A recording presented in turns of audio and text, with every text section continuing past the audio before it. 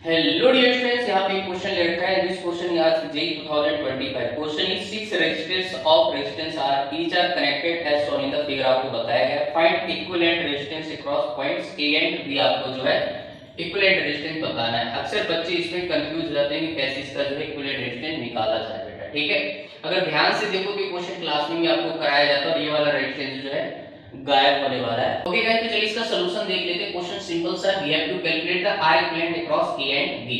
ठीक है, जिसकी क्रॉस निकालना है उसको अपन इंड पे बना लेंगे बेटा। ठीक है, इसके बाद बचे मेरे पास 2 पॉइंट सी और डी। जिसने ये क्वेश्चन कर रखा है उसको समझ आ गया होगा।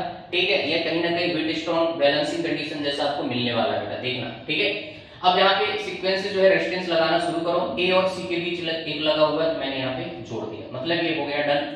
सी और डी के बीच एक लगा है, इसको लगा दो, ये भी कंप्लीट हो गया। सी और बी के बीच एक लगा दो भाई, ये लगा दिया हमने।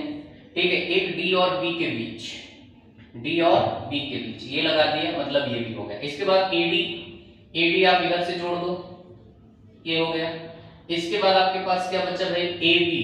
ठीक है, ए बी आपका बच रहा है तो यहां से इसको ऐसे लेके चले जाओ। ठीक है, ध्यान से देखो ये एक्स्ट्रा है, अगर इसको नहीं बनाता मैं, ठीक है, तो ये सारे रेजिस्टेंस कैसे हैं, आर आर, सब आर आर भाई साहब, आया समझ में। तो बेटा ध्यान से देखो, इनका रेशियो और इन दोनों का रेशियो कितना आएगा, 1:1। बोले तो भाई साहब ये जो बीच में लगा हुआ है ना, इसका यहाँ पे कोई काम नहीं, बोले तो ये यहाँ से निपट जाएगा।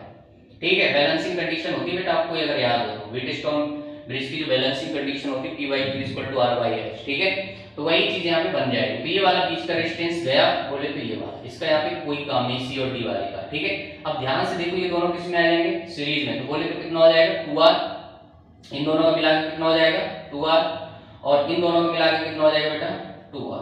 ठीक है, अब ये 2R 2R और ये R किस में आ जाएंगे आपके पास, पैरेलल में। ठीक है, तो अब पैरेलल के लिए आप 3 के लिए लगा सकते हो, 1/2R प्लस 1/2R कितना हो जाएगा इनका, इनका आप करोगे तो कितना आ जाएगा, 2/2R। ठीक है, तो सीधा सीधा R आ जाएगा।